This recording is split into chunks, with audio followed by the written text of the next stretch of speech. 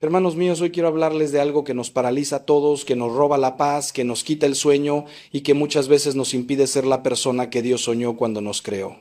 Quiero hablarles del miedo, ese enemigo silencioso que se cuela en nuestras noches, que nos susurra al oído que no somos suficientes, que nunca lo lograremos, que estamos solos. Ese miedo que nos hace dudar de Dios, de nosotros mismos, de los demás. Y quiero que sepan algo desde ahora mismo. El miedo no viene de Dios. San Pablo nos lo dice claramente en su carta a Timoteo. Porque no nos ha dado Dios espíritu de cobardía, sino de fortaleza, de amor y de dominio propio. El miedo es la herramienta más antigua del enemigo, la que usó desde el principio en el jardín del Edén, cuando le preguntó a Eva, ¿con qué Dios os ha dicho? Sembró la duda. Y con la duda vino el miedo, y con el miedo vino la caída.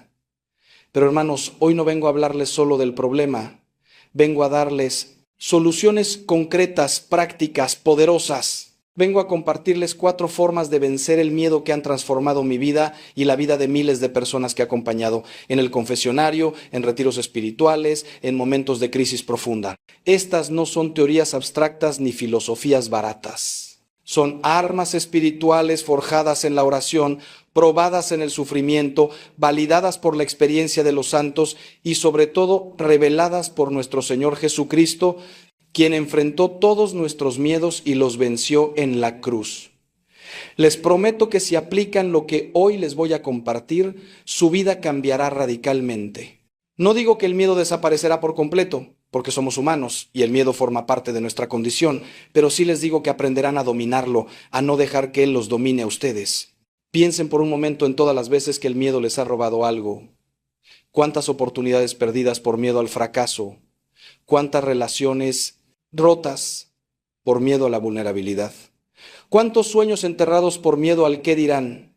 Cuántas conversiones pospuestas por miedo a cambiar. El miedo nos paraliza, nos encoge, nos hace pequeños cuando estamos llamados a ser grandes. Santa Teresa de Jesús decía, nada te turbe, nada te espante, todo se pasa, Dios no se muda. Pero nosotros nos turbamos, nos espantamos, nos dejamos llevar por las olas del terror existencial. Vivimos en una época donde el miedo se ha multiplicado exponencialmente. Miedo a la enfermedad, al rechazo, a la pobreza, al futuro, a la muerte, a la soledad, al compromiso, a la eternidad misma. Y lo más trágico, hermanos, es que muchos cristianos viven con el mismo nivel de miedo que quienes no tienen fe. ¿Por qué? Porque hemos olvidado que nuestra fe no es un simple conjunto de creencias o rituales, sino un encuentro personal con aquel que venció la muerte, el pecado y por supuesto el miedo. Jesús nos repite una y otra vez en el Evangelio, no teman. Son más de 300 las veces que aparece esta expresión en la Biblia. ¿Creen que es casualidad? Dios sabe que somos miedosos, que necesitamos escuchar constantemente esa palabra de aliento, pero no basta con escucharla. Hay que vivirla, encarnarla, hacer de ella una realidad cotidiana. Y eso es precisamente lo que vamos a explorar hoy juntos. Les pido que me acompañen con el corazón abierto, con la mente dispuesta, con el alma necesitada. No importa cuál sea su miedo particular en este momento. Si es miedo a perder a un ser querido, miedo a no tener lo suficiente, miedo a fracasar en el matrimonio, miedo a educar mal a sus hijos, miedo a envejecer, miedo a que su vida no tenga sentido. Sea cual sea ese miedo que los atormenta, hoy encontrarán luz, consuelo y sobre todo herramientas concretas para vencerlo, porque Cristo no vino a dejarnos en la oscuridad, vino a ser nuestra luz. Y donde hay luz verdadera, el miedo no puede permanecer. Empecemos este camino juntos, paso a paso, con la confianza de que el Espíritu Santo nos acompaña y nos guía hacia la libertad que todos anhelamos. El primer camino poderoso para vencer el miedo es reconocerlo y nombrarlo. Suena simple, casi obvio, pero créanme que la mayoría de las personas nunca llegan a hacer esto con honestidad. Vivimos negando nuestros miedos, disfrazándolos, justificándolos con todo tipo de racionalizaciones. No es que tenga miedo, es que soy prudente, decimos. No es que me paralice el temor, es que estoy esperando el momento adecuado. Y así vamos posponiendo nuestra vida, nuestra felicidad, nuestra santidad. El primer paso para vencer cualquier enemigo es mirarlo a la cara, reconocer su existencia, darle su nombre. En el Evangelio de Marcos, cuando Jesús se encuentra con el endemoniado de Gerasa, lo primero que hace es preguntarle al espíritu inmundo, ¿cuál es tu nombre? Y el demonio responde, Legión, porque somos muchos. Cristo nos enseña aquí algo fundamental. Nombrar es comenzar a tener poder sobre algo. ¿Cuál es el nombre de tu miedo, hermano? ¿Cómo se llama eso que te quita el sueño, esa angustia que te oprime el pecho cuando estás solo en la madrugada? Porque mientras no lo nombres, mientras no lo pongas frente a ti con claridad, seguirá siendo una masa informe y oscura que crece en las sombras de tu inconsciente. Algunos tienen miedo al abandono, herida que quizás viene de la infancia, de un padre ausente o una madre distante. Otros tienen miedo al fracaso, temor alimentado por años de exigencia desmedida o de comparación constante. Otros más tienen miedo a la intimidad, terror a que alguien los conozca realmente y descubra que no son suficientes. Y hay quienes tienen miedo a Dios mismo, una imagen distorsionada del Padre Celestial como un juez implacable esperando el momento de castigar. Cada uno de estos miedos tiene un nombre, una historia, unas raíces que debemos explorar. Les voy a contar algo muy personal. Yo tuve durante años un miedo profundo al sufrimiento. Venía de haber visto sufrir mucho a mi madre durante una larga enfermedad. Ese miedo condicionó muchas de mis decisiones, me hizo evitar situaciones difíciles, huir del dolor ajeno, construir murallas emocionales. Pero no lo reconocía, lo escondía bajo una aparente fortaleza y espiritualidad. Hasta que un día, en un retiro de sacerdotes, un confesor muy sabio me ayudó a nombrarlo. Ángel, me dijo, tienes miedo al sufrimiento y por eso no estás siendo completamente libre en tu ministerio. Esas palabras fueron como un rayo de luz en mi oscuridad. Por primera vez pude ver con claridad lo que me estaba paralizando. Y créanme, hermanos, el solo hecho de nombrarlo ya fue liberador. Porque lo que permanece en las sombras tiene poder sobre nosotros, pero lo que sacamos a la luz pierde gran parte de su fuerza. San Ignacio de Loyola, en sus ejercicios espirituales, habla del enemigo de la naturaleza humana y dice que éste actúa como un seductor que quiere permanecer en secreto. Mientras nadie sepa de su presencia, puede seguir manipulando desde las sombras, pero cuando se le descubre, cuando se le expone a la luz, pierde mucho de su poder.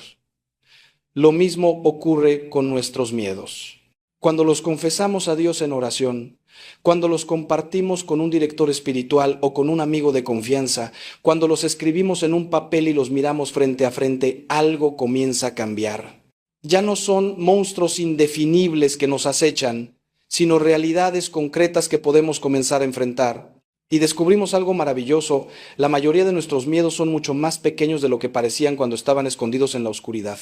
Por eso, hermanos, el primer ejercicio práctico que les propongo es este: tomen un momento de silencio hoy mismo, siéntense frente al Santísimo si pueden, o en un lugar tranquilo de su casa, y pregúntense con honestidad brutal: ¿a qué tengo miedo realmente? No sé. Conformen con respuestas superficiales, vayan más profundo. Si dicen tengo miedo a perder mi trabajo, pregunten, ¿y qué es lo que realmente me asusta de perder mi trabajo? ¿Es la falta de dinero o es sentirme fracasado, inútil, sin valor? Sigan excavando hasta llegar a la raíz. Luego escriban ese miedo, pónganle nombre, descríbanlo y finalmente llévenlo a la oración. Díganle a Jesús: Señor, este es mi miedo, te lo muestro, ya no quiero esconderlo más. Ayúdame a vencerlo.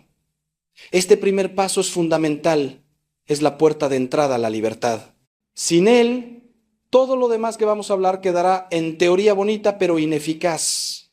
La segunda forma poderosa de vencer el miedo es anclar nuestra identidad en Cristo y no en nuestras circunstancias.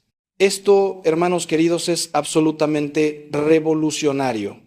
La mayoría de las personas construyen su identidad sobre arenas movedizas: su trabajo, su cuenta bancaria, su apariencia física, sus logros, lo que otros piensan de ellos, su salud, su estatus social.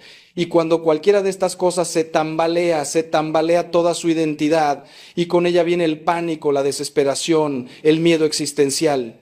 Pero Cristo nos ofrece algo completamente diferente: una identidad inquebrantable, fundada no en lo que hacemos, sino en quienes somos para Dios. Somos hijos amados del Padre, redimidos por la sangre de Cristo, templos del Espíritu Santo. Esta es nuestra verdadera identidad, y nada ni nadie puede quitárnosla. Recuerdo a un hombre que vino a verme hace algunos años. Era un ejecutivo exitoso, con todo lo que el mundo considera importante: dinero, poder, reconocimiento. Pero estaba destruido por dentro. Me dijo: Padre, tengo un miedo constante a perderlo todo. No puedo dormir. Cada decisión de negocios me paraliza pensando en que puedo fracasar.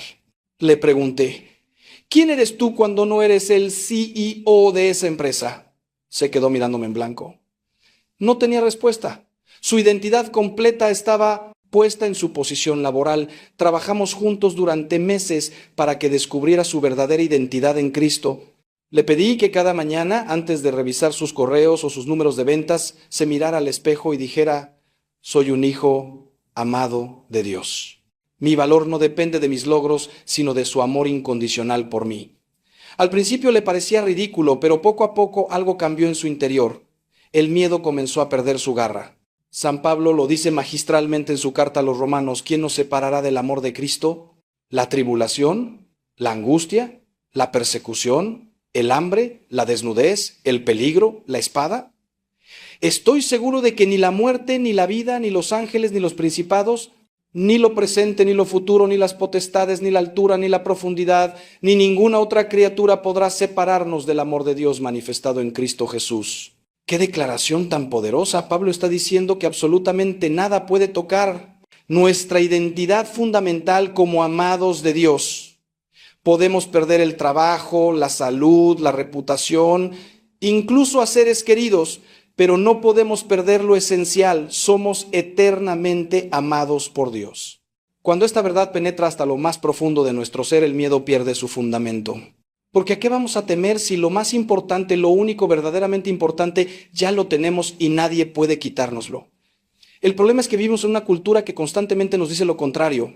Nos bombardean con mensajes de que valemos por lo que tenemos, por cómo nos vemos, por cuántos seguidores tenemos en redes sociales, por el tamaño de nuestra casa o el modelo de nuestro automóvil. Y sin darnos cuenta, vamos construyendo nuestra identidad sobre estos cimientos falsos. Luego viene una crisis, una pérdida, un fracaso y todo se derrumba.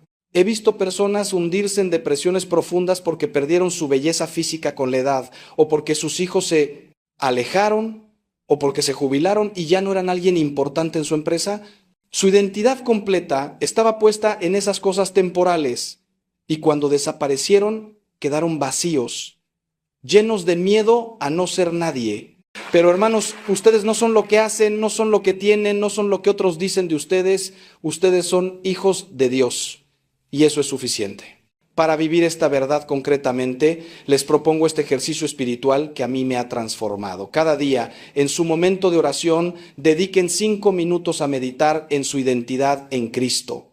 Lean pasajes como Efesios 1, donde Pablo enumera todas las bendiciones espirituales que tenemos en Cristo. Somos elegidos, adoptados, redimidos, perdonados, sellados con el Espíritu Santo.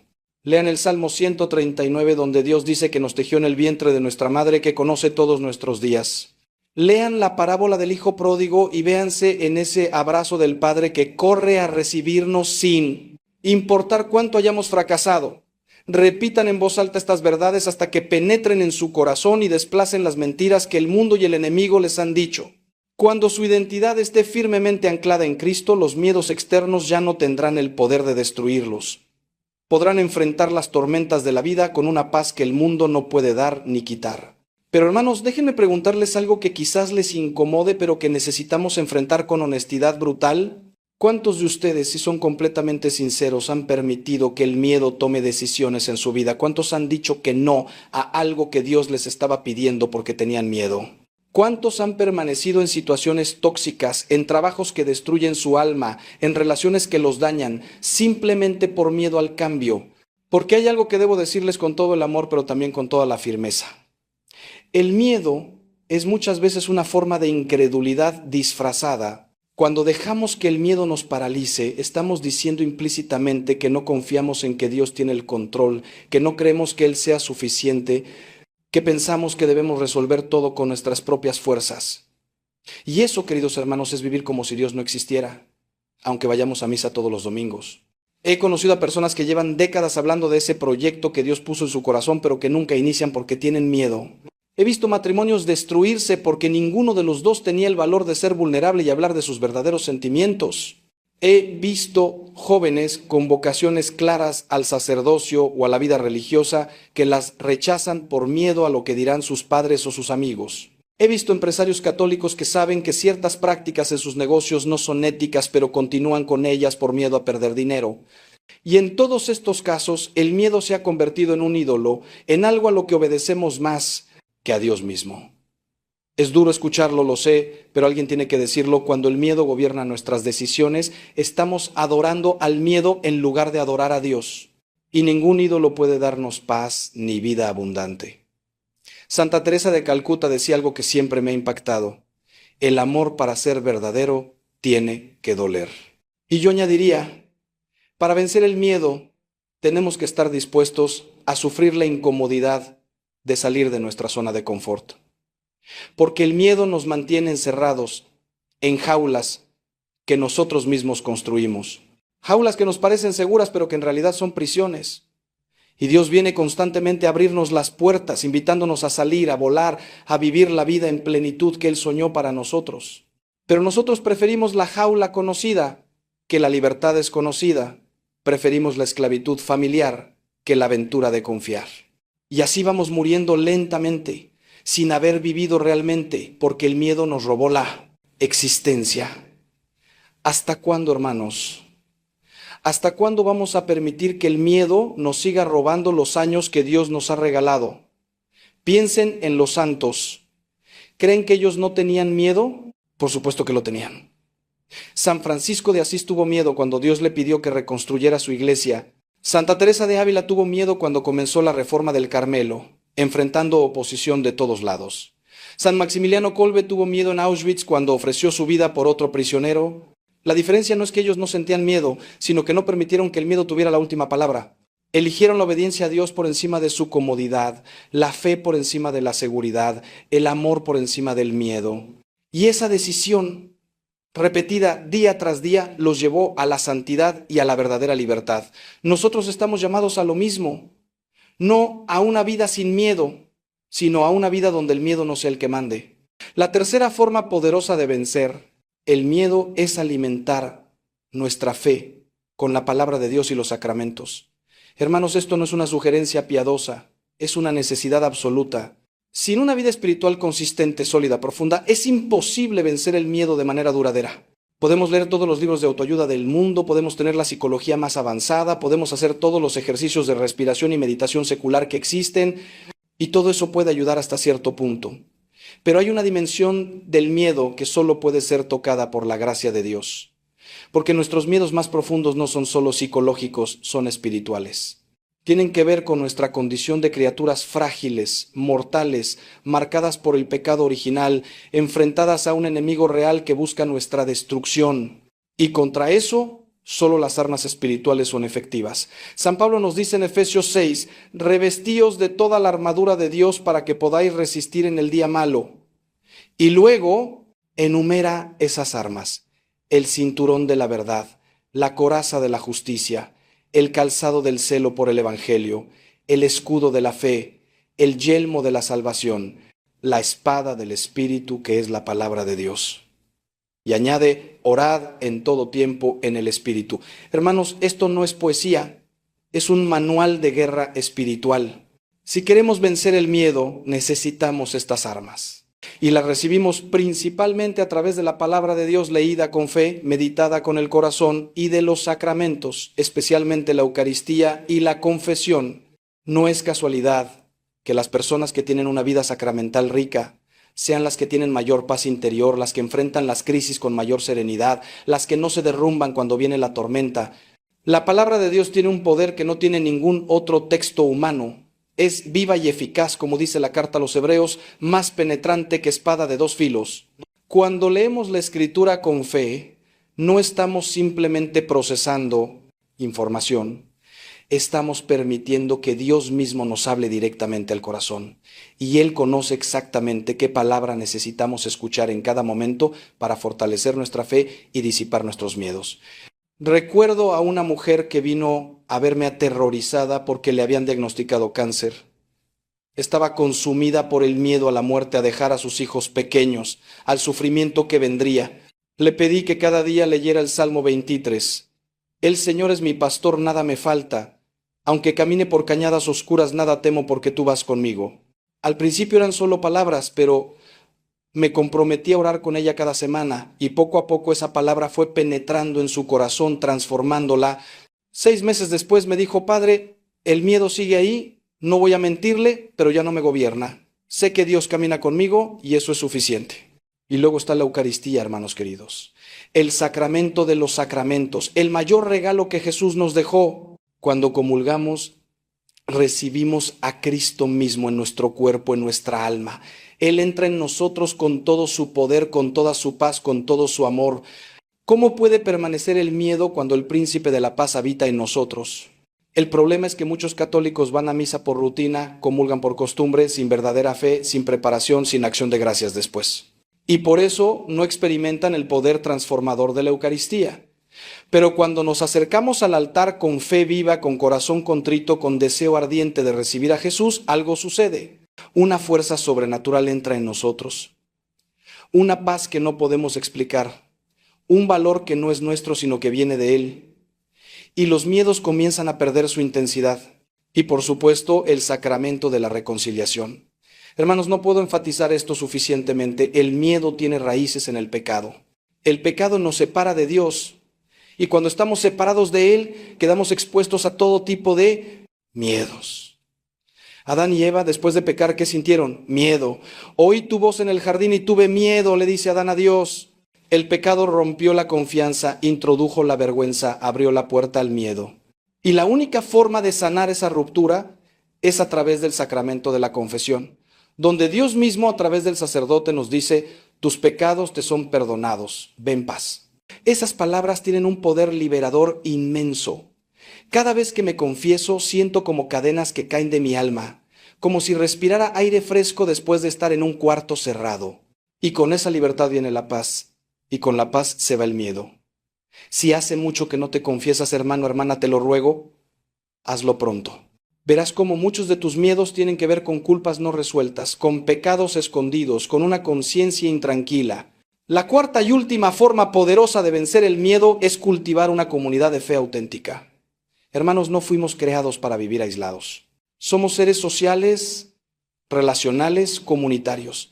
Y uno de los grandes problemas de nuestra época es el individualismo feroz que nos ha separado unos de otros. Vivimos en la era de las redes sociales donde estamos conectados con miles de personas pero profundamente solos. Tenemos muchísimos conocidos pero pocos amigos verdaderos. Y esa soledad es caldo de cultivo perfecto para el miedo. Porque cuando estamos solos, nuestros pensamientos negativos se multiplican, nuestras preocupaciones crecen desproporcionadamente, nuestros miedos se vuelven monstruosos. Pero cuando tenemos una comunidad de hermanos en la fe que nos conocen, nos aman, oran por nosotros, caminan con nosotros, el miedo pierde mucho de su fuerza. En el libro de Eclesiastés se nos dice, más valen dos que uno solo, pues tienen mejor recompensa de su trabajo. Porque si uno cae, el otro levantará a su compañero. Pero ay del solo, que cuando cayere no habrá segundo que lo levante. ¡Qué verdad tan profunda! Todos vamos a caer en algún momento, todos vamos a pasar por valles oscuros, todos vamos a enfrentar miedos que nos parecerán insuperables. La pregunta es, ¿tendremos a alguien que nos levante o estaremos solos en nuestra caída? He visto la diferencia dramática entre personas que enfrentan crisis teniendo una comunidad de apoyo y personas que las enfrentan en soledad. Las primeras, aunque sufren, no se destruyen. Las segundas, muchas veces se hunden en la desesperación. La comunidad no nos quita el sufrimiento, pero lo hace llevadero. No elimina el miedo, pero nos da el valor de enfrentarlo juntos. Pero ¿qué es una comunidad de fe auténtica? No es simplemente ir a misa los domingos y saludar superficialmente a los demás. No es pertenecer a un grupo de WhatsApp católico donde se comparten frases bonitas y emojis de oración. Una comunidad auténtica es un grupo de hermanos que se conocen profundamente, que se pueden mostrar vulnerables unos con otros, que oran juntos regularmente, que se apoyan en las crisis, que se dicen la verdad con amor, que se desafían mutuamente a crecer en santidad. Es lo que los primeros cristianos vivían cuando se dicen hechos que tenían un solo corazón y una sola alma. Esa intimidad, esa fraternidad profunda es lo que todos necesitamos pero pocos tenemos. Y sin ella seguiremos siendo víctimas fáciles del miedo. Les voy a contar una historia que nunca olvidaré. Hace años conocí a un hombre que estaba pasando por la peor crisis de su vida. Había perdido su negocio, estaba en bancarrota, su matrimonio estaba al borde del colapso, uno de sus hijos había caído en las drogas. Me dijo, padre, tengo ganas de terminar con todo. El miedo al futuro me está destruyendo. Lo escuché durante horas, oramos juntos, pero yo sabía que él necesitaba más que una conversación conmigo, necesitaba una comunidad. Lo invité a un grupo de hombres que nos reuníamos semanalmente para orar, compartir nuestras luchas y apoyarnos mutuamente. Al principio estaba reticente, le daba vergüenza mostrar su vulnerabilidad, pero poco a poco se fue abriendo y esos hermanos lo abrazaron literal y figuradamente.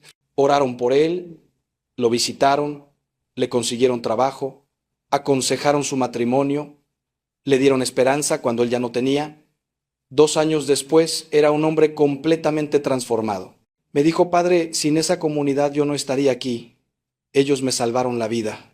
Yo le respondí: no, hermano, Cristo te salvó la vida, pero usó esa comunidad como sus manos y sus pies. Por eso mi invitación urgente para ustedes es esta: busquen, construyan, cuiden una comunidad de fe verdadera. Si su parroquia tiene grupos pequeños, únanse a uno. Si no los hay, tomen la iniciativa de formar uno. Reúnan a algunos amigos o conocidos que también quieran crecer en su fe y comiencen a juntarse regularmente. No necesitan ser muchos, con 3 o 4 personas es suficiente. Establezcan un compromiso de encontrarse semanalmente o al menos cada 15 días. Lean juntos la palabra de Dios, compartan sus luchas y victorias con honestidad, oren unos por otros, ríanse juntos, lloren juntos, celebren juntos. Con el tiempo, esa comunidad se convertirá en uno de los tesoros más grandes de su vida, y cuando vengan los miedos, y vendrán porque somos humanos, ya no estarán solos para enfrentarlos. Tendrán hermanos que caminarán con ustedes, que los sostendrán cuando ya no puedan caminar por sí mismos, que les recordarán las promesas de Dios cuando ustedes las hayan olvidado. Esa es la belleza y el poder de la comunidad cristiana auténtica. Pero necesito decirles algo más, algo que a veces incomoda, pero que es absolutamente necesario. No todas las compañías son buenas, no todas las relaciones nos acercan a Dios. San Pablo nos advierte: no os engañéis, las malas compañías corrompen las buenas costumbres. Si ustedes están rodeados de personas que constantemente alimentan el compa, miedo, que viven en la negatividad, que se quejan de todo, que critican a todos, que no tienen fe, es muy probable que ustedes también terminen viviendo así. No es que debamos abandonar a todos los que no piensan como nosotros, porque también estamos llamados a ser luz en medio de la oscuridad. Pero sí necesitamos ser sabios en discernir quiénes son nuestros compañeros más cercanos, quiénes son las personas que más influencia tienen en nuestra vida, porque nos convertimos en un promedio de las 5 personas con las que más tiempo pasamos. Si esas 5 personas viven en el miedo, muy probablemente tú también lo harás.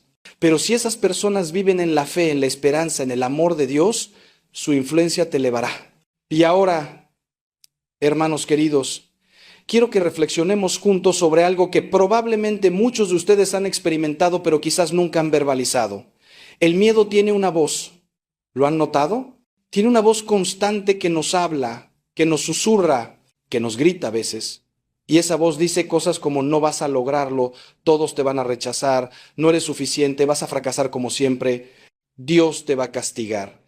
Estás solo y siempre lo estarás. No hay esperanza para ti. Esa voz del miedo es implacable, persistente, mentirosa.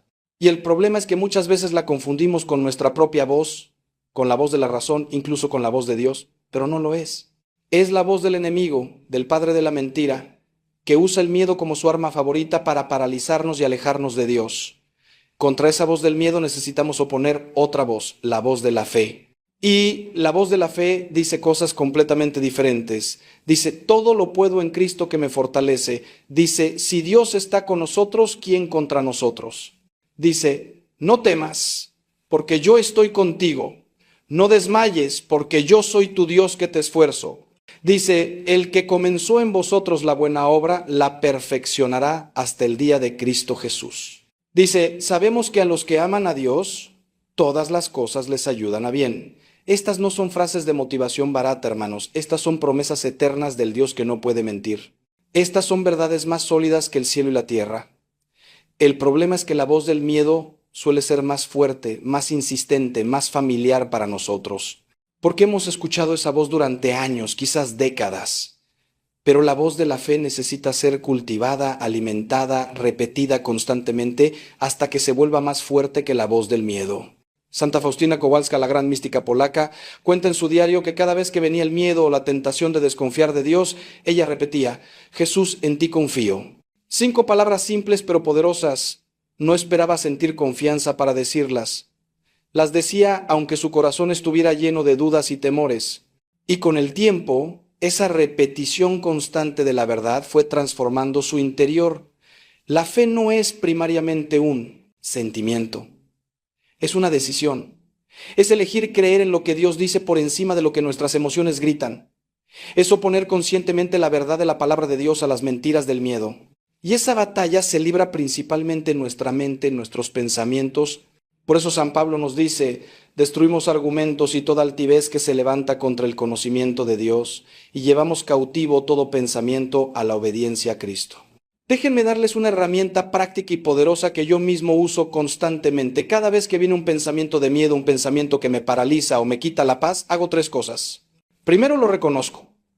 Este es un pensamiento de miedo, no es la realidad. Segundo, lo rechazo en el nombre de Jesús. Rechazo este miedo porque no viene de Dios.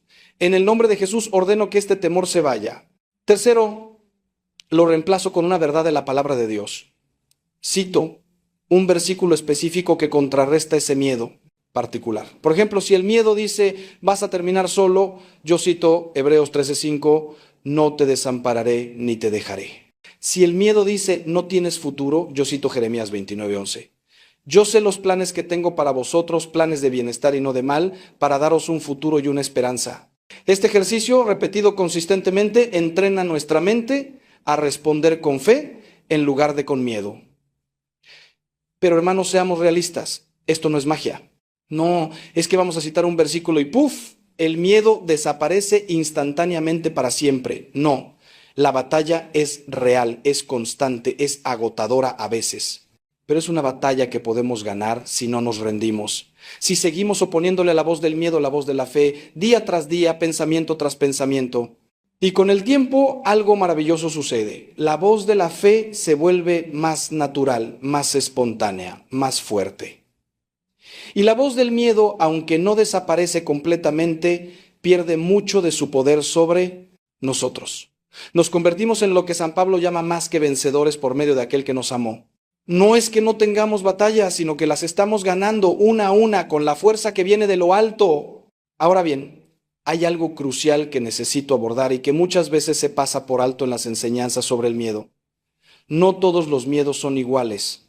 Hay miedos naturales, sanos, que Dios mismo puso en nosotros como mecanismo de protección. El miedo que nos hace alejarnos de un peligro real, el miedo que nos impulsa a cuidar nuestra salud, el miedo que nos hace proteger a nuestros hijos. Estos miedos no son pecados, son parte de nuestra naturaleza creada por Dios. De hecho, dice el libro de Proverbios que el principio de la sabiduría es el temor del Señor. Hay un temor santo, un temor reverente hacia Dios que no es miedo servil, sino respeto profundo, conciencia de que Él es infinitamente grande y nosotros somos sus criaturas. Este temor de Dios es uno de los 7 dones del Espíritu Santo. Lejos de paralizarnos, nos impulsa a vivir rectamente, a alejarnos del pecado, a buscar la santidad. Pero hay otros miedos que son enfermizos, paralizantes, destructivos. Estos son los miedos que vienen del pecado, del enemigo, de heridas no sanadas, de mentiras que hemos creído. Son miedos irracionales, desproporcionados, que nos impiden vivir la vida abundante que Cristo nos ofrece. El miedo obsesivo al futuro, la ansiedad constante que nos roba el presente, el terror al rechazo que nos impide ser auténticos, el pánico a la vulnerabilidad que destruye nuestras relaciones. Estos miedos necesitan ser sanados, liberados, vencidos. Y aquí es donde entra el trabajo que hemos estado discutiendo. Reconocerlos, nombrarlos, llevarlos a Dios, oponer la verdad a las mentiras, recibir sanación a través de los sacramentos y la oración. Necesitamos discernimiento para distinguir entre los miedos sanos y los enfermizos, entre el temor que viene de Dios y el miedo que viene del enemigo. Hay también otra dimensión del miedo que pocas veces mencionamos, el miedo a Dios mismo. Sí, hermanos, aunque suene contradictorio, muchos cristianos tienen miedo de Dios. No un temor reverente y santo, sino un miedo neurótico, un terror a que Dios los castigue, los rechace, los condene. Este miedo viene de una imagen distorsionada de Dios, una imagen que lo presenta como un juez implacable, un policía cósmico esperando que fallemos para castigarnos, un padre severo e inaccesible. Esta imagen de Dios no viene del Evangelio, viene de enseñanzas equivocadas, de experiencias dolorosas, con figuras de autoridad terrenales que proyectamos en Dios, del enemigo que quiere que veamos a Dios como un tirano para alejarnos de Él. Pero Jesús vino precisamente a mostrarnos el verdadero rostro del Padre. Un Padre amoroso, misericordioso, compasivo, que corre a recibirnos cuando volvemos a Él, que nos ama incondicionalmente, que murió por nosotros cuando todavía éramos pecadores. Si ustedes tienen miedo de Dios, si piensan que Él está enojado con ustedes, que los va a castigar, que nunca podrán estar a la altura de sus expectativas, necesitan urgentemente sanar esa imagen. Porque es imposible amar a alguien a quien temes, y el cristianismo no es primariamente una religión de reglas y castigos, sino una relación de amor con Dios. ¿Cómo sanar esta imagen? Primero, leyendo los evangelios con ojos nuevos, viendo cómo Jesús trataba a los pecadores, a los marginados, a los fracasados. Él no venía a condenar, sino a salvar. Segundo, meditando en parábolas como la del hijo pródigo, donde vemos al padre corriendo hacia el hijo perdido, abrazándolo, besándolo, celebrando su regreso sin reproches. Tercero, pasando tiempo en adoración eucarística, simplemente estando en la presencia de Jesús, dejando que su amor nos inunde sin tener que hacer nada, sin tener que ser perfectos. Poco a poco, el verdadero rostro de Dios se irá revelando y el miedo enfermizo será reemplazado por amor confiado. Y déjenme añadir algo más sobre este tema del miedo a Dios. A veces este miedo se manifiesta de formas muy sutiles. Por ejemplo, evitamos la oración profunda porque tememos lo que Dios nos va a pedir. Si realmente me acerco a Dios, me va a pedir que sea misionero en África, pensamos. O si le doy mi vida completamente, tendré que renunciar a todo lo que me gusta, como si Dios fuera un tirano caprichoso que disfruta haciéndonos miserables. Hermanos, eso es una caricatura del diablo. La verdad es que Dios nos ama infinitamente más de lo que nos amamos a nosotros mismos. Conoce qué nos hace verdaderamente felices mejor que nosotros mismos, y sus planes para nuestra vida son siempre para nuestro bien, aunque a veces no los entendamos inmediatamente. Santa Teresa de Ávila decía: Dios no quita nada sin dar algo mejor a cambio. Confiar en Él no es entregarse a un destino terrible, sino entregarse al mejor de los padres, que solo quiere nuestra felicidad verdadera y eterna.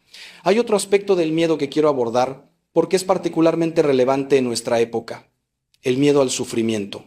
Vivimos en una cultura que ha hecho del evitar el dolor su máxima prioridad. Cualquier incomodidad debe ser inmediatamente medicada, anestesiada, eliminada. El sufrimiento es visto como el peor de los males, algo que debe evitarse a toda costa. Y así vamos por la vida construyendo murallas cada vez más altas para protegernos del dolor, limitando nuestras experiencias, nuestras relaciones, nuestros compromisos, todo por miedo a sufrir. Pero, hermanos, hay una verdad que la cultura secular nunca va a entender. El sufrimiento, cuando es abrazado con fe, se convierte en el camino más directo hacia la transformación, la santidad, la plenitud. No estoy hablando de buscar el sufrimiento masoquistamente, sino de no huir de él cuando es inevitable, de encontrarle sentido en la cruz de Cristo, de permitir que Dios lo use para purificarnos y acercarnos a Él. Todos los santos pasaron por el crisol del sufrimiento, sin excepción, porque es en el fuego del dolor donde se queman nuestras impurezas, donde se revela quiénes somos realmente, donde nuestra fe es probada y purificada. Job perdió todo: su riqueza, sus hijos, su salud, pero en medio de su agonía dijo: aunque Él me mate, en Él esperaré. Y al final, después de pasar por el valle oscuro, su relación con Dios era infinitamente más profunda que antes. San Pablo tenía un aguijón en la carne que le pedía a Dios repetidamente que le quitara. Y Dios le respondió: te basta mi gracia, porque mi poder se perfecciona en la debilidad. Pablo aprendió a gloriarse en sus debilidades, en sus sufrimientos, porque a través de ellos experimentaba el poder de Cristo de una manera única. El sufrimiento aceptado con fe nos une a Cristo crucificado, nos hace partícipes de su obra redentora. Tiene un valor salvífico no solo para nosotros, sino para otros. Yo sé que esto es difícil de aceptar, especialmente cuando estamos en medio del dolor. Recuerdo mi propia experiencia cuando perdí a mi padre. El sufrimiento era atroz. Me preguntaba dónde estaba Dios. ¿Por qué permitía ese dolor? Tenía miedo de que el sufrimiento me quebrara, me alejara de Dios, me destruyera. Pero poco a poco, en medio de las lágrimas y la oscuridad, comencé a experimentar la presencia de Dios de una manera que nunca antes había conocido. No es que el dolor desapareciera, sino que Dios estaba en medio del dolor, sosteniéndome, acompañándome, transformándome. Y cuando finalmente salí de ese valle oscuro, no era la misma persona. Era más profundo, más compasivo, más consciente de lo que realmente importa en la vida, más dependiente de Dios. El sufrimiento que tanto temía se había convertido en uno de mis mayores maestros. Ojalá hubiera otro camino, pero la realidad es que el camino hacia la resurrección siempre pasa por la cruz. Por eso, cuando venga el sufrimiento a tu vida, y vendrá porque estamos en un mundo caído, no lo veas solo como algo que debes soportar o superar lo más rápido posible. Míralo también como una oportunidad de crecer, de profundizar tu fe, de purificar tu amor, de asemejarte más a Cristo. Ofrécelo por algo o por alguien. Únelo a los sufrimientos de Cristo en la cruz. Pídele a Dios que no lo desperdicie, que lo use para tu bien y el bien de otros. Y en medio del dolor, mantente cerca de los sacramentos, de la oración, de la comunidad. No lo enfrentes solo. Y verás cómo Dios puede sacar bien del mal, luz de las tinieblas, vida de la muerte, no inmediatamente, no mágicamente, pero eventualmente. Porque esa es su especialidad. Convertir nuestros Viernes Santos en domingos de resurrección.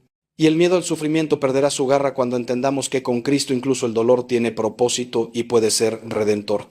Quisiera ahora hablarles de algo que está íntimamente relacionado con el miedo y que pocas veces se menciona, la necesidad de perdonar.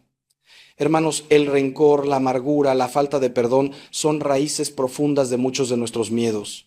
Cuando guardamos resentimiento hacia alguien que nos hirió, cuando nos aferramos a la ofensa, cuando cultivamos pensamientos de venganza o deseos de que el otro sufra, estamos envenenando nuestra propia alma. Y ese veneno se manifiesta de muchas formas. Una de ellas es el miedo. Miedo a volver a ser heridos, miedo a confiar, miedo a abrirnos, miedo a amar. Construimos murallas alrededor de nuestro corazón para que nadie pueda volver a lastimarnos, pero esas murallas también nos prisionan, nos aíslan, nos impiden experimentar la intimidad y el amor que tanto anhelamos. El perdón es la llave que abre esas puertas, que derriba esas murallas, que nos libera del pasado. Jesús fue absolutamente claro sobre la importancia del perdón. En el Padre Nuestro nos enseña a orar. Perdona nuestras ofensas como nosotros perdonamos a los que nos ofenden. Y luego añade, porque si perdonáis a los hombres sus ofensas, os perdonará también a vosotros vuestro Padre Celestial. Mas si no perdonáis a los hombres sus ofensas, tampoco vuestro Padre os perdonará vuestras ofensas. Es un lenguaje duro, pero refleja una realidad espiritual profunda. Cuando nos negamos a perdonar, nos cerramos al perdón y la gracia de Dios. No es que Dios sea vengativo, sino que al cerrar nuestro corazón en el rencor, nos hacemos incapaces de recibir su misericordia. Es como si cerráramos el puño. Mientras esté cerrado, nada puede salir, pero tampoco puede entrar. El perdón abre la mano, libera lo que estábamos reteniendo y permite que la gracia de Dios fluya nuevamente. Pero perdonar no es fácil, especialmente cuando la herida es profunda. He acompañado a personas que fueron abusadas en su infancia, traicionadas por su cónyuge, abandonadas por sus padres, estafadas por amigos cercanos. Las heridas son reales, el dolor es legítimo, la injusticia es objetiva. No se trata de minimizar el daño o de decir no fue para tanto. No, el mal es real y debe ser nombrado como tal. Pero el perdón no es decir que lo que pasó estuvo bien, sino decidir soltar la deuda, dejar de buscar venganza, liberar al ofensor del tribunal de nuestro corazón y entregarlo al tribunal de Dios, que es el único juez justo. El perdón es más para nuestra propia sanación que para el beneficio del otro. Es quitarnos de los hombros el peso agotador del rencor, es liberarnos de la prisión de la amargura, es elegir la libertad por encima de la esclavitud al pasado. Y aquí está la parte más difícil. Perdonar es muchas veces un proceso, no un evento único. Especialmente en heridas profundas. No es que un día decimos te perdono y todo está resuelto. Es una decisión que debemos renovar cada vez que viene el recuerdo, cada vez que resurge el dolor, cada vez que la tentación de la amargura nos visita.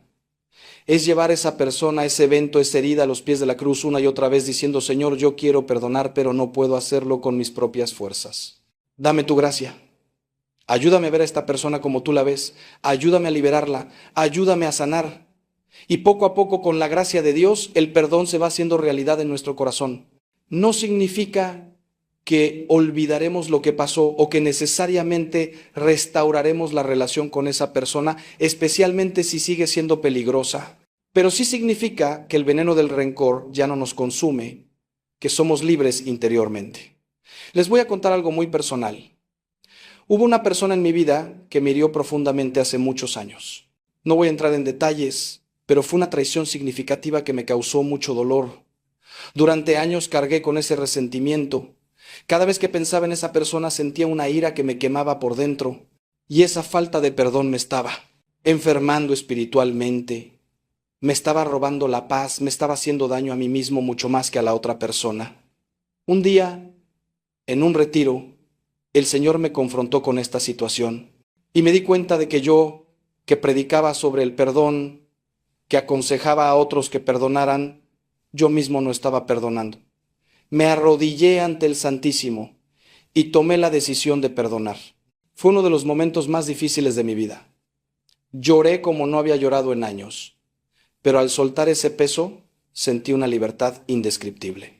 No todo se resolvió instantáneamente, pero algo fundamental cambió en mí, y el miedo que yo tenía a volver a ser traicionado, a confiar en las personas, comenzó a sanar. El perdón me liberó del miedo. Hermanos míos, estamos llegando al final de este recorrido juntos y quiero que reflexionen sobre algo fundamental. Todo lo que hemos hablado hoy, todas estas formas de vencer el miedo, todas estas herramientas espirituales no son solo teoría, bonita o conocimiento académico. Son invitaciones concretas a la acción, son llamados a transformar realmente nuestra vida. Porque el conocimiento sin aplicación es estéril, la fe sin obras está muerta, como nos dice Santiago. No basta con escuchar este mensaje y sentirse inspirados por un momento. Lo que realmente importa es qué van a hacer diferente a partir de ahora, qué decisiones concretas van a tomar, qué pasos específicos van a dar para implementar lo que hemos compartido. Porque el cambio verdadero requiere acción, requiere compromiso, requiere perseverancia. Y yo sé que ustedes pueden hacerlo, porque el mismo Espíritu Santo que me da fuerza a mí es el que habita en ustedes si han sido bautizados. Piensen en todo lo que hemos recorrido. Primero, reconocer y nombrar nuestros miedos, sacarlos de las sombras donde tienen poder sobre nosotros y exponerlos a la luz de Dios. Segundo, anclar nuestra identidad en Cristo y no en nuestras circunstancias, edificar sobre roca y no sobre arena. Tercero, alimentar nuestra fe con la palabra de Dios y los sacramentos, especialmente la Eucaristía y la confesión, porque son las armas espirituales que necesitamos para esta batalla. Cuarto, cultivar una comunidad de fe auténtica, donde no estemos solos en nuestras luchas, sino acompañados por hermanos que nos aman y nos sostienen. Y también hemos hablado de oponer la voz de la fe a la voz del miedo, de distinguir entre miedos sanos y enfermizos, de sanar nuestra imagen de Dios, de no temer al sufrimiento, sino de darle sentido en la cruz y de liberar nuestro corazón a través del perdón. Son muchos elementos, lo sé, pero todos se interconectan, todos se apoyan mutuamente, todos son parte de un camino integral de sanación y liberación. No esperen a tener todo resuelto para empezar. No esperen a sentirse fuertes para dar el primer paso. Empiecen donde están, con lo que tienen, con la fe del tamaño de un grano de mostaza que el Señor mismo dice que es suficiente. Si hoy lo único que pueden hacer es identificar su miedo principal y escribirlo en un papel, háganlo. Si lo único que pueden hacer es ir a misa este domingo con un corazón más abierto que de costumbre, háganlo. Si lo único que pueden hacer es llamar a un amigo y decirle, necesito que ores por mí porque estoy luchando con el miedo, háganlo. Cada pequeño paso cuenta. Cada decisión de fe, por pequeña que parezca, es una victoria contra el reino de las tinieblas. Porque el miedo pertenece a ese reino, pero ustedes han sido transferidos al reino de la luz, al reino del Hijo amado, como dice Colosenses. Ya no pertenecen al miedo, pertenecen a Cristo. Y quiero que entiendan algo muy importante. La batalla contra el miedo no se gana de una vez y para siempre. Es una batalla que tendremos que librar repetidamente a lo largo de nuestra vida. Habrá temporadas donde sentiremos que hemos vencido, donde viviremos en paz y confianza. Pero también vendrán otras temporadas, donde los miedos resurjan, donde las dudas nos asalten, donde sintamos que estamos retrocediendo.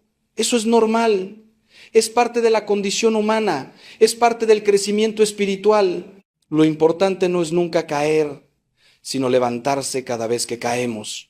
Lo importante no es no sentir miedo nunca más, sino aprender a caminar con fe incluso cuando el miedo está presente. San Pedro caminó sobre las aguas hacia Jesús, pero en un momento de miedo comenzó a hundirse.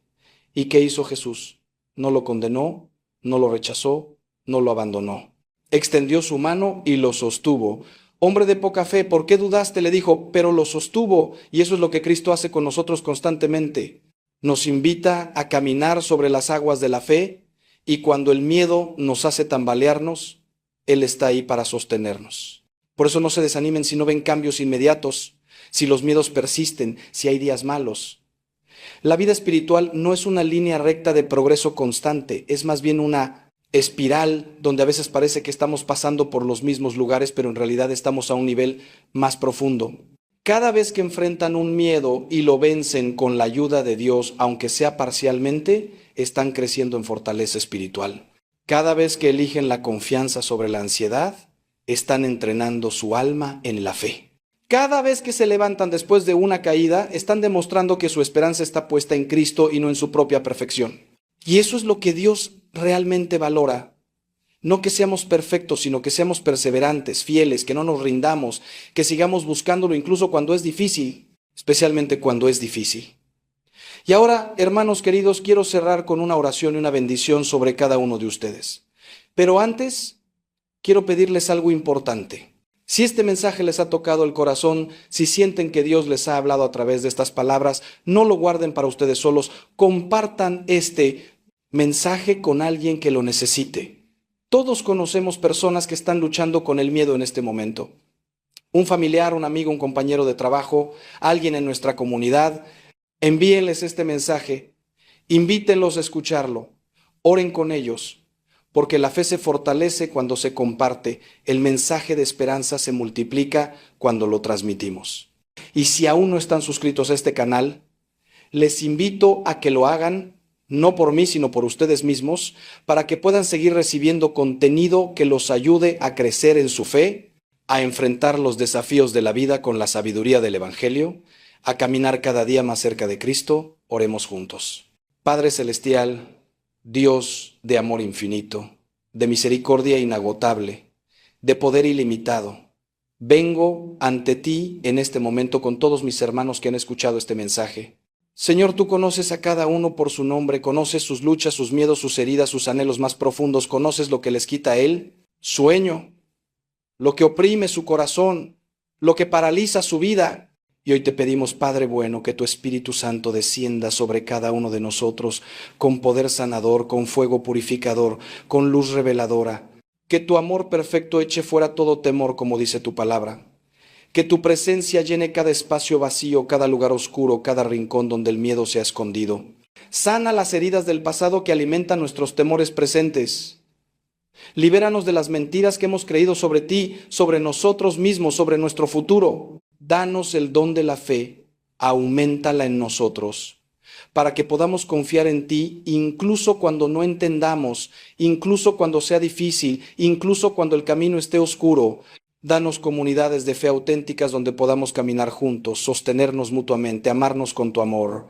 Y sobre todo, Señor, ayúdanos a recordar siempre que tú estás con nosotros, que nunca nos has abandonado, que nunca lo harás, que tu amor es más fuerte que todos nuestros miedos juntos. Te lo pedimos por Jesucristo nuestro Señor, quien venció el miedo, el pecado y la muerte para darnos vida abundante. Amén. El miedo, hermanos míos, tiene también una dimensión que raramente exploramos, pero que es absolutamente crucial para nuestra libertad interior, la dimensión del tiempo. Vivimos atrapados entre dos miedos que nos roban el presente. Por un lado, el miedo al pasado, ese peso de la culpa, de la vergüenza, de los errores cometidos, de las oportunidades perdidas. Constantemente nos volvemos atrás, rumiando lo que dijimos o dejamos de decir, lo que hicimos o dejamos de hacer, preguntándonos ¿y si hubiera? Hasta el agotamiento. Y por otro lado, el miedo al futuro es ansiedad que nos proyecta hacia adelante en escenarios catastróficos que probablemente nunca sucederán. ¿Y si pierdo mi trabajo? ¿Y si me enfermo? ¿Y si mis hijos se alejan de la fe? ¿Y si envejezco solo? ¿Y si no tengo suficiente dinero para la jubilación? Y así, atrapados entre el pasado que ya no existe y el futuro que todavía no existe, perdemos el único momento que realmente tenemos, el ahora, este presente que es donde Dios nos espera, donde su gracia opera, donde la vida realmente sucede. Jesús nos enseña algo revolucionario sobre esto en el Sermón de la Montaña.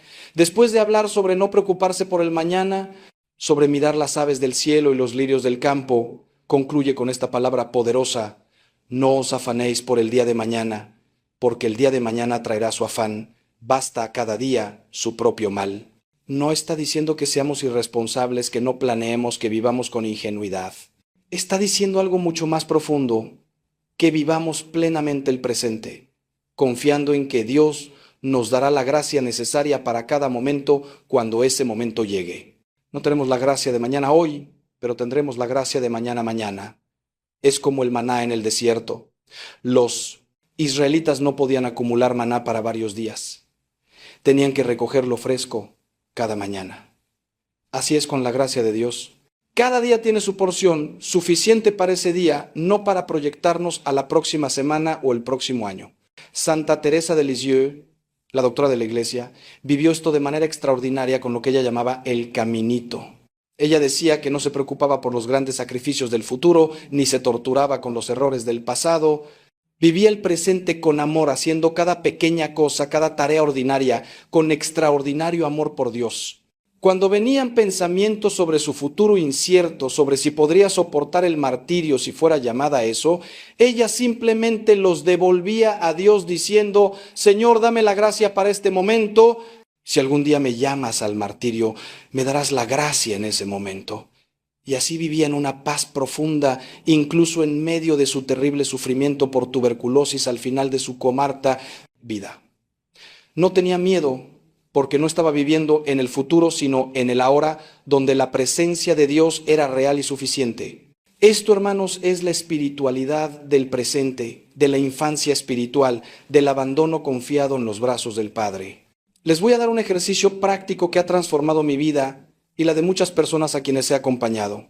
Cuando noten que la ansiedad sobre el futuro los está invadiendo, hagan esto: deténganse, respiren profundo y pregúntense: ¿qué necesito hacer en este momento presente?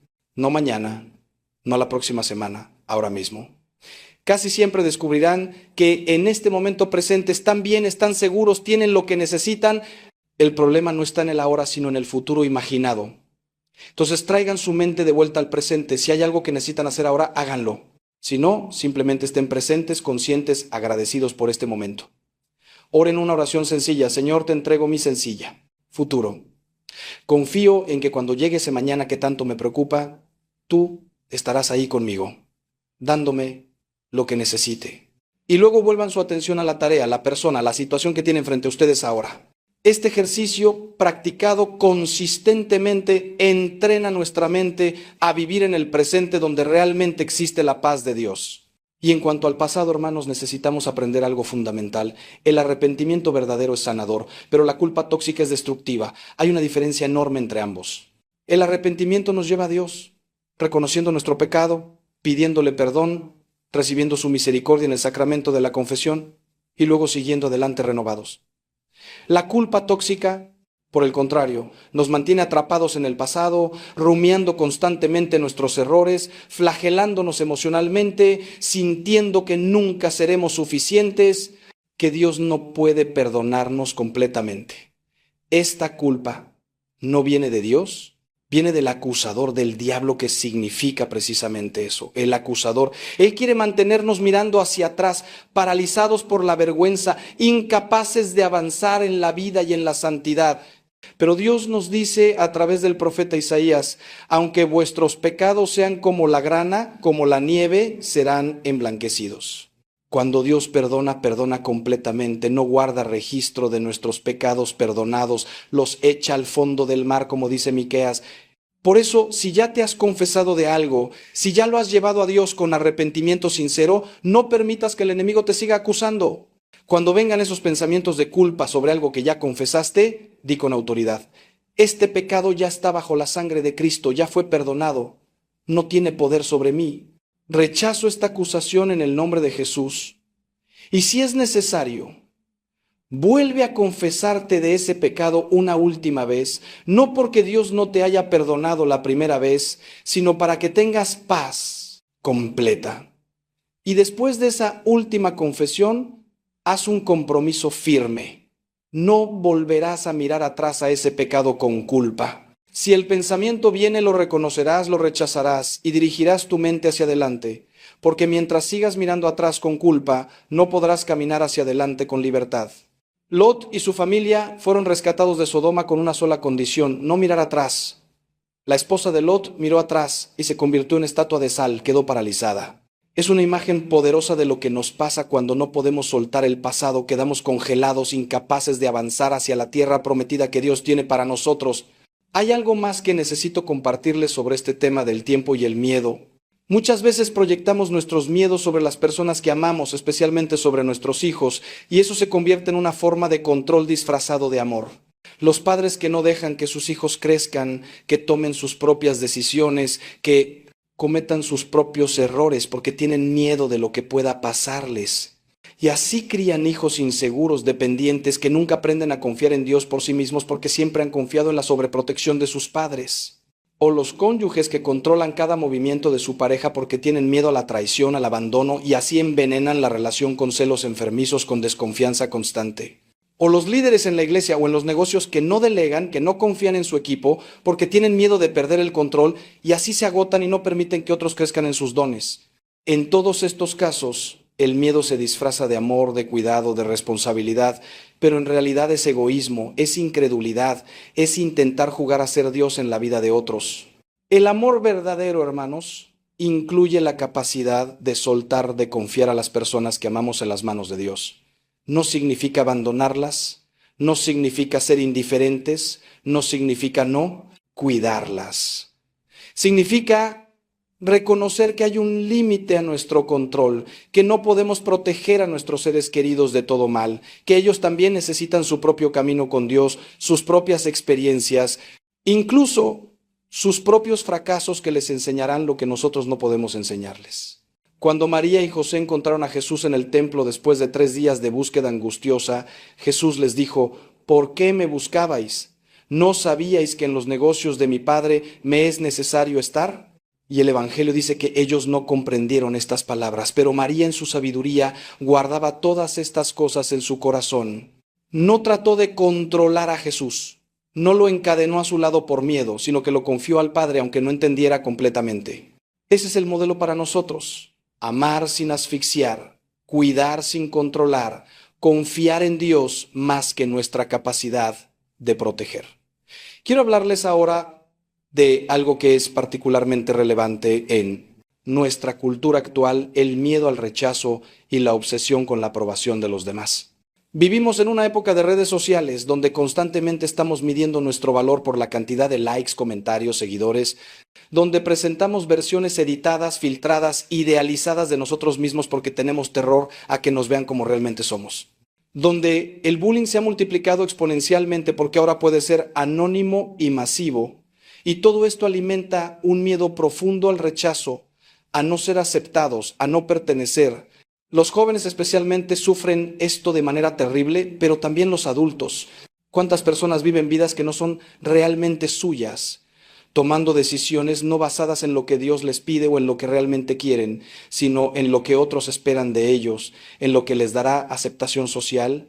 Qué tragedia vivir toda una vida actuando un papel, usando una máscara, por miedo a mostrar el rostro verdadero. San Pablo nos dice algo radical sobre esto: si todavía agradara a los hombres, no sería siervo de Cristo.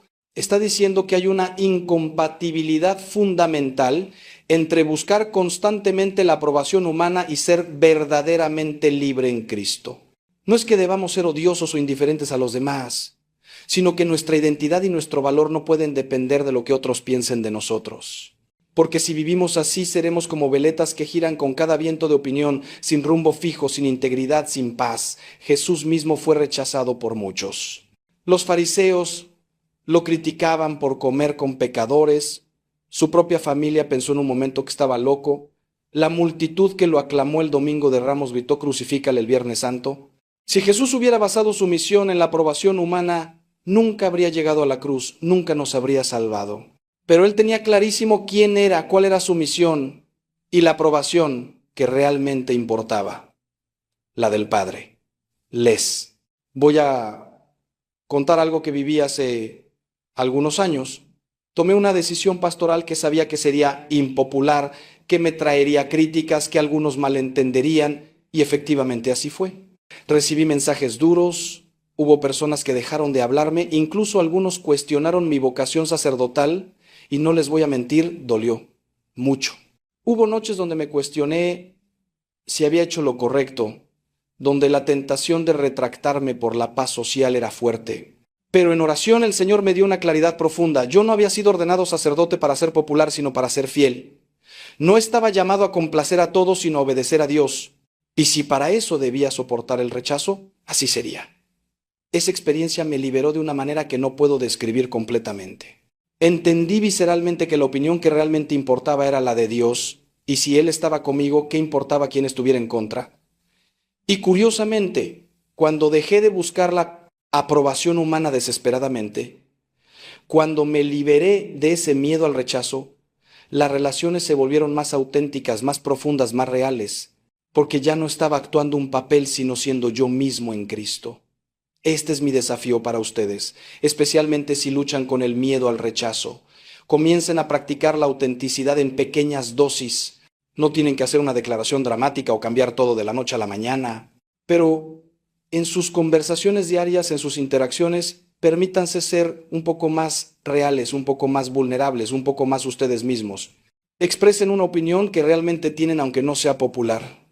Compartan una lucha que están enfrentando con alguien de confianza. Digan no a algo que no quieren hacer aunque decepcionen a alguien.